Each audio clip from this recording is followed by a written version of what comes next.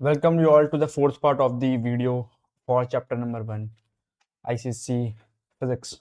Clear?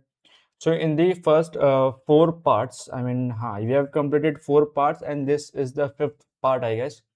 So in the first four part, we have discussed all the topics, and we have also, we have solved numericals भी हमने solve कर लिए सारे के सारे based on principle of moments. Now in अभी इस particular part में there are two topics, that is circular motion, and in circular motion में भी there are two parts. First is centripetal force and centrifugal force, right?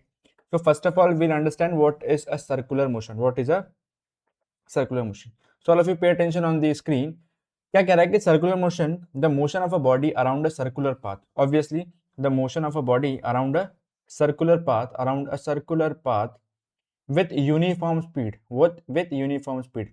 It is all not always जरूरी कि speed uniform ही हो, non uniform भी हो सकती है, but वो है कि जो भी ऑब्जेक्ट कर्व्ड पाथ में चलता है, कैसे कर्व्ड पाथ, मतलब कोई ऑब्जेक्ट है वो कर्व्ड पाथ में चल रही हूँ, तो वो सर्कुलर मोशन का ही पार्ट है ना। उसका कैसा है मोशन, कर्वेचर है ना, तो सर्कुलर मोशन ही कहलाएगा वैसे। लेकिन अभी हम कंसिडर करेंगे सिंपलेस्ट केस, जिसमें वो सिर्फ एक रेडियस आर सर्कल पे चल रहा है, यानी कि उसका जो सर्कुलर ऑर्बिट है उसका रेडियस है आर, ठीक है। बट वेरिएबल वेलोसिटी, अब ये वेरिएबल वेलोसिटी क्यों बोल रहा है, इसने बोला यूनिफॉर्म स्पीड, अभी बोल रहा है वेरिएबल वेलोसिटी, तो मैं उस पर आता हूँ अभी। Such that it is acted upon bye a uniform acceleration and acceleration is uniform is called circular motion, ठीक है। तो सर्कुलर मोशन में तीन चार इसने कीवर्ड बता दिए, क्या क्या, circular path, uniform speed, variable velocity and uniform acceleration.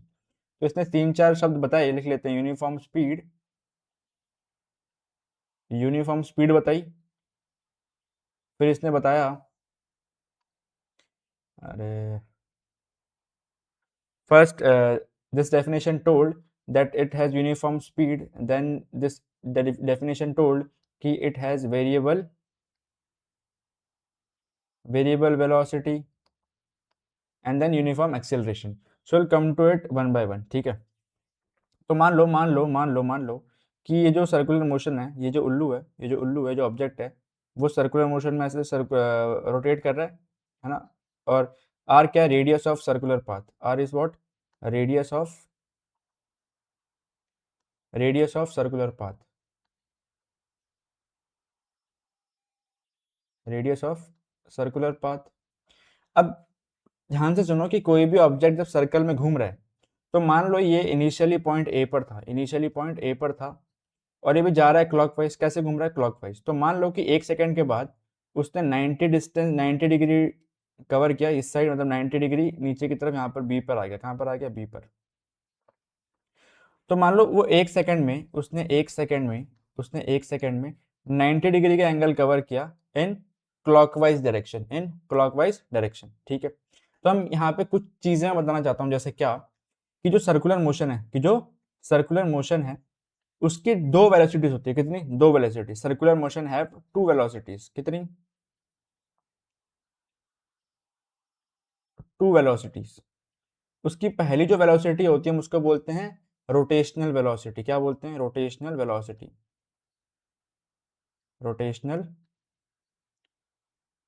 Velocity, ठीक। उसकी जो पहली वेलोसिटी होती है उसे हम कहते हैं रोटेशनल वेलोसिटी, और जो दूसरी वेलोसिटी होती है उसे हम कहते हैं टेंजेंशियल। क्या कहते हैं, टेंजेंशियल वेलोसिटी, या फिर we can also say linear velocity. हम ऑल्सो कह सकते हैं लीनियर वेलोसिटी। क्या, लीनियर वेलोसिटी, ठीक है। तो हम समझते हैं कि व्हाट इज रोटेशनल वेलोसिटी पहले, एंड देन हम समझेंगे व्हाट इज लीनियर वेलोसिटी, ठीक है। तो मैंने क्या बताया कि ऑब्जेक्ट ए से बी पर आया क्लॉकवाइज डायरेक्शन में, तो उसने 90 डिग्री एंगल कवर किया।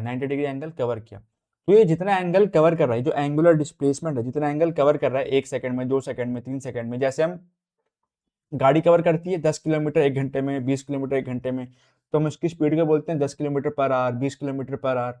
सेम चीज ये जो सर्कुलर मोशन में मान लो 90 डिग्री एंगल कवर किया 1 सेकंड में, तो उसकी स्पीड क्या हो गई, 90 डिग्री इन 1 सेकंड। और 90 डिग्री को हम रेडियंस में भी कहते हैं, that is pi by 2 radiance पर सेकंड, ठीक है। हालांकि वो भी सिलेबस में नहीं है तो मैं इतना उस पर फोकस कर नहीं रहा हूँ, बट ये देखो, बस इतना समझो कि 90 डिग्री 1 सेकंड में उसकी स्पीड होगी, ठीक। अच्छा, वो मेरी होगी रोटेशनल वेलोसिटी। क्या होगी? Rotational velocity. दूसरी मैंने क्या बोला? दूसरी मैंने बोला कि एक और वेलोसिटी जिसको हम कहते हैं टेंजेंशियल वेलोसिटी, टेंजेंशियल वेलोसिटी। तो किसी भी पॉइंट पर, किसी भी पॉइंट पर, किसी भी सर्कुलर मोशन के किसी भी पॉइंट पर, मान लो ये पॉइंट मान लो, बी पॉइंट मान लो, सी पॉइंट मान लो, और ये डी पॉइंट मान लो, ठीक है। ये मैंने 3-4 पॉइंट बता दिए, A B C and D. मान लो जो उल्लू है, जो पत्थर है, जो ऑब्जेक्ट है, एक वायर से बंधा हुआ है, एक वायर से बंधा हुआ है। मैंने उस वायर को ऐसे घुमाया, मैंने उस वायर को ऐसे घुमाया, और घूमते घूमते क्या हुआ कि वायर टूट गया, है ना। मान लो मैं घुमाया घुमाया घुमाया, ये ऑब्जेक्ट यहाँ पर पहुंचा, ये मेरी स्ट्रिंग है, मान लो ये मेरी स्ट्रिंग है, ये मेरी क्या है? स्ट्रिंग। ये मेरी स्ट्रिंग है, मैंने ए से घुमाना शुरू किया, और जैसे ही स्ट्रिंग डी के पास पहुंची वो टूट गई। क्या हो गई? टूट गई, स्ट्रिंग, धागा टूट गया। जब वो धागा टूट गया तो वो ऑब्जेक्ट यहाँ पर जाना चाहेगा, इस डायरेक्शन में। वो टूट करके गोल गोल थोड़ी घूमेगा, वो जिस पॉइंट पे टूटा है उसी पॉइंट पे आगे बढ़ना चाहेगा। तो वो जिस वेलोसिटी से इस तरफ आगे बढ़ रहा होगा, that is called my tangential velocity, that is called my tangential velocity. और जो टेंजेंशियल वेलोसिटी का डायरेक्शन है वो हर पॉइंट पे अलग अलग है। जैसे वो ए पर है साउथवर्ड्स, बी पर है वेस्टवर्ड्स, सी पर है नॉर्थवर्ड्स, और अगेन डी पर है ईस्टवर्ड्स। तो मैं कह रहा हूं कि ये जो लीनियर वेलोसिटी है या जो टेंजेंशियल वेलोसिटी है, टेंजेंशियल वेलोसिटी है, उसका डायरेक्शन क्या हो रहा है? चेंज हो रहा है। Direction changes with time, direction changes with time, direction changes with time. और देखो, किसी भी वेलोसिटी के दो, हम कोई भी वेलोसिटी चेंज होती है कि नहीं, हम दो तरीके से बता सकते हैं, क्योंकि वेलोसिटी एक वेक्टर कंपोनेंट है। तो या तो उसका मैग्नीट्यूड चेंज होगा, या तो उसका डायरेक्शन। अब इसमें मैग्नीट्यूड तो चेंज होगा नहीं क्योंकि यूनिफॉर्म स्पीड है, तो मैग्नीट्यूड चेंज नहीं होगा, बट डायरेक्शन चेंज हो रही है। लेकिन एज अ वेक्टर वो चेंज तो हो रहा है, तो वेलोसिटी चेंज हो रही है। तो जब किसी भी ऑब्जेक्ट की वेलोसिटी चेंज होती है तो हम कह सकते हैं कि it is an accelerated motion, it is an accelerated motion. तो सर्कुलर मोशन जो है, सर्कुलर मोशन जो है, एक एक्सेलरेटेड मोशन का एग्जांपल है, एक्सेलरेटेड मोशन का एग्जांपल है। क्लियर? क्लियर? यहां तक सब क्लियर? ठीक है। तो आई होप यहां तक सब कुछ क्लियर है, देयर इज नो डाउट, है ना। दूसरी चीज, अब जब कोई भी ऑब्जेक्ट, इसको मैं इरेज कर देता हूं and I will move on to the next concept that is called centripetal acceleration. तो मान लो ये मेरा सेंटर है, ये मेरा क्या है? सेंटर है ना। और ये ऑब्जेक्ट ऐसे घूम रहा है, रेडियस आर, ये मेरा सर्कुलर ऑर्बिट है जिसपे कोई ऑब्जेक्ट घूम रहा है, ठीक है, घूम रहा है। अच्छा, मान लो ये मेरा आर है ना, ये मेरा स्ट्रिंग ही है। क्या है? स्ट्रिंग। क्या है ये? स्ट्रिंग। क्या है ये? स्ट्रिंग। तो अपने आप को इमेजिन करो कि तुमने एक रस्सी ली है, उसके एक एंड पे पत्थर बांधा और उसको घुमाया, और उसको घुमाया। तो तुम घुमाते घुमाते करते क्या हो? तुम घुमाते घुमाते उस स्ट्रिंग को अपनी तरफ खींचते हो, यूं यूं यूं यूं यूं यूं। तो तुम एक अंदर की तरफ टुवर्ड्स द सेंटर ऐसे घुमाओगे, तो तुम्हारा हाथ क्या है? उस सर्कुलर मोशन का सेंटर ही तो है। तो तुम उस पत्थर को सेंटर की तरफ खींच रहे हो किसी फोर्स से, किसी फोर्स से। और उस फोर्स को ट्रांसफर कौन कर रहा है? स्ट्रिंग कर रही है ट्रांसफर। क्या कर रही है? स्ट्रिंग कर रही है। तो मैंने कहा a force that keeps the object, that keeps the object in the circular path, in the circular path is called centripetal force. क्या? Centripetal force. तो मैंने बोला सेंट्रीपिटल फोर्स। क्या? Centripetal force, centripetal force. To the force acting towards the center of the circular path, towards the center of the circular path, which keeps the object on the circular path is called centripetal force, is called centripetal force। ठीक है। अब object बढ़ रहा है इस direction में, object बढ़ रहा है इस डायरेक्शन में, तो ये मेरी लीनियर वेलोसिटी है, और ये मेरा क्या है? इंस्टेंटेनियस डायरेक्शन है, instantaneous direction of motion, instantaneous direction of motion. यानी कि उस पर्टिकुलर इंस्टेंट पर वो ऑब्जेक्ट का मोशन क्या है? टेंजेंशियल है। ठीक है। तो मैंने देखा डायग्राम को देखा अच्छे से यार, मैंने ये बताया कि जो ये सेंट्रीपिटल फोर्स जो है F, वो अंदर की तरफ टुवर्ड्स द सेंटर एक्ट कर रहा है और वो एक एंगल बना रहा है 90 degree with the instantaneous direction of motion, and it is always acting towards the center, towards the center. It is always acting towards the center. ठीक है। अब मैंने देखा कि फोर्स और जो डिस्प्लेसमेंट है ना, यानी कि इस तरफ वो जा रहा है, इस तरफ वो बढ़ रहा है, इस तरफ, और जो फोर्स लग रहा है वो इस तरफ लग रहा है, यानी कि जिस तरफ ऑब्जेक्ट जा रहा है उस पर्टिकुलर मोमेंट पर, और जिस तरफ फोर्स लग रहा है उस पर्टिकुलर मोमेंट पर, उन दोनों के बीच का जो एंगल है 90 डिग्री है। क्या है? 90 डिग्री। तो हम ये भी कह सकते हैं कि work done by centripetal force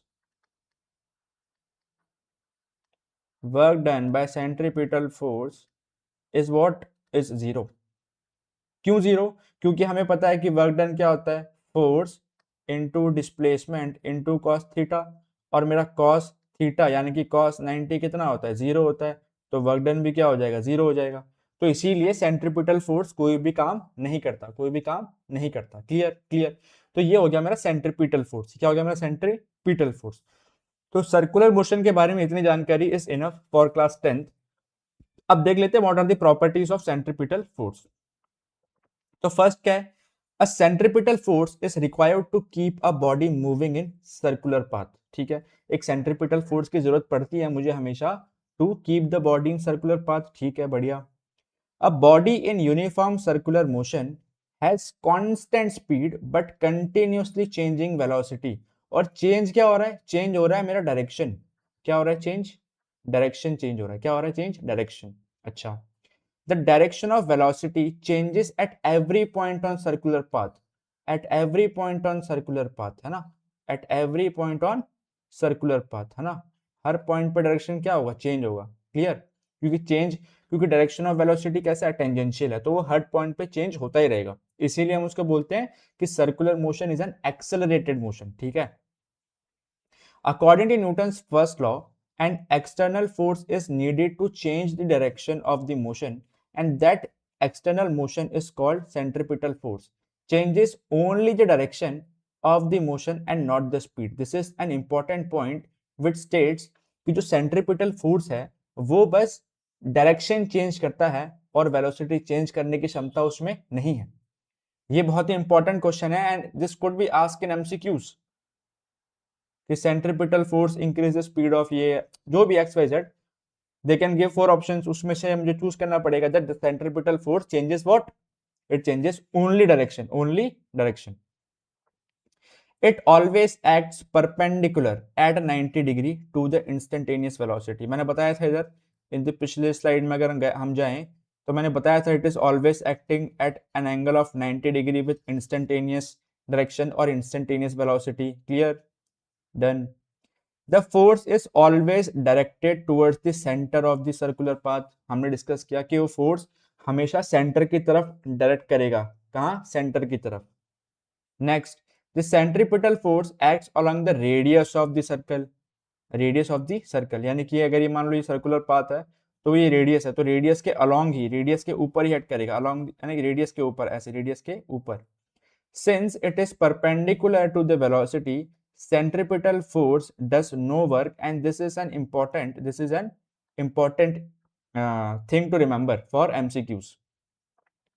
In the absence of centripetal force के absence में the body moves along the tangent to the circular path। यानी कि जैसे वो स्ट्रिंग टूट जाएगी तो सेंट्रीपिटल फोर्स गया। अब उस केस में सेंट्रीपिटल फोर्स क्या था? टेंशन था। तो स्ट्रिंग टूट गई तो टेंशन गया तो वो कैसे जाएगा? टेंजेंशियल डायरेक्शन में। किसमें? टेंजेंशियल डायरेक्शन में। तो देखो अभी एग्जांपल भी आ गए सेंट्रीपिटल फोर्स के। Tension, friction, gravity, normal reaction, electrostatic force can provide centripetal force. ऐसा यूनिट ऑफ सेंट्रीपिटल फोर्स क्योंकि एक फोर्स है तो न्यूटन। अब आते हैं डेफिनेशन पे। तो एक force which is directed towards the centre of the circular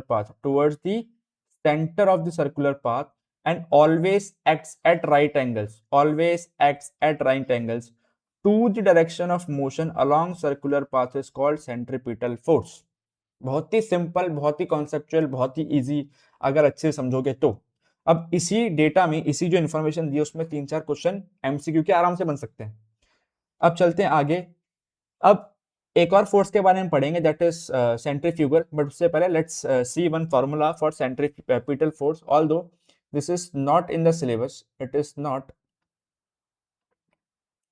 in the syllabus, but still for your information, the centripetal force is given by mv square by r, where m is mass of the object, v is the velocity and r is the radius of the circular path. ठीक है। Now these are the examples of centripetal force during the sport of hammer throw. During the sport of hammer throw, the player whirls, घुमाता है hammer को attach to an iron chain. ये मेरी क्या है? Iron chain. This is my iron